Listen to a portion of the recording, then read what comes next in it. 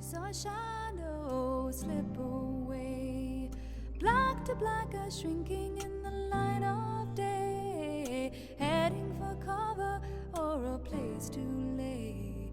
Incredible, invisible, she knows what folks say, but she has lived here. Yeah, you go to audio shows and you're walking down the hall and you just hear it coming from everywhere. It was incredible. You could go to a show and hear it was like being having a hit on the radio, because you'd hear it coming into that room, and then a second later you hear it coming out of that. It was everywhere. It was an instant sensation.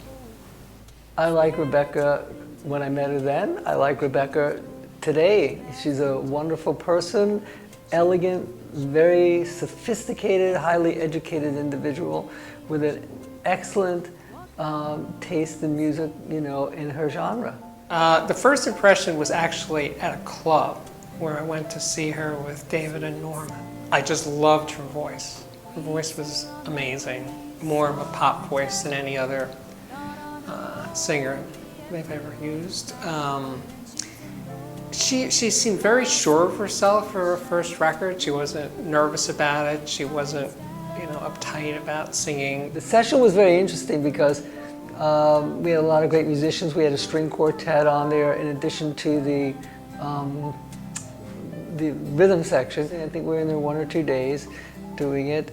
And, you know, the sound was very interesting. It just kind of came out that C24 with the tube preamps and Rebecca's voice just clicked. It's one of those things that's magic, and it's, I think, one of our best sounding vocal, you know, recordings as well. And also the ambience of the room was actually perfect, the reverb time for that record as well. So when you combine the C24, which is all tubes, with the tube preamps and the delay of the room, we got kind of lucky and just captured this magical moment of vocal sound back then. You know, I think one of the things that was amazing about the session was that it was a very different feeling session, because it was more like making a pop record than a, let's say, normal audiophile record.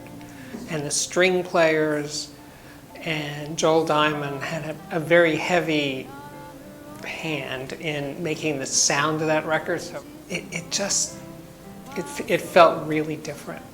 And of course it was in this great studio, Master Sound in Astoria, so it was not like recording in a church, it was an actual recording studio. So it had a vocal booth, and she was in the vocal booth, so she had much better, let's say, separation from everybody else.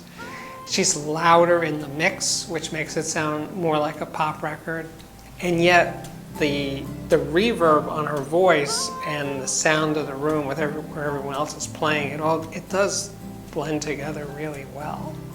So it's a very different Chesky record. We knew it at the time, and I just listened to it this morning, and it still struck me that way. Well, when I first heard Spanish Harlem, it's interesting because it's a really good test for your woofers, because all of the 3 notes, when he starts out, boom, boom, boom, those notes should be absolutely the same level. And in a lot of systems, the first note is a little quieter because your system doesn't go down that deep. Another interesting thing is just, you know, it was pretty spectacular to hear that vocal sound because it's very 3D and holographic.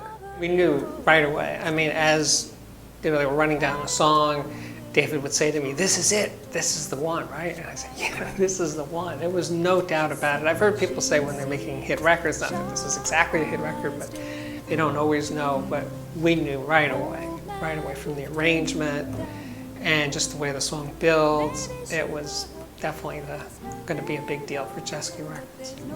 I think it's because of the vocal sound. There's just a magic to her voice, that microphone preamp, and in that room. She knows what she knows. Angel man in ancient clothes, walk out in the steely mountain freeze. Sweet sand.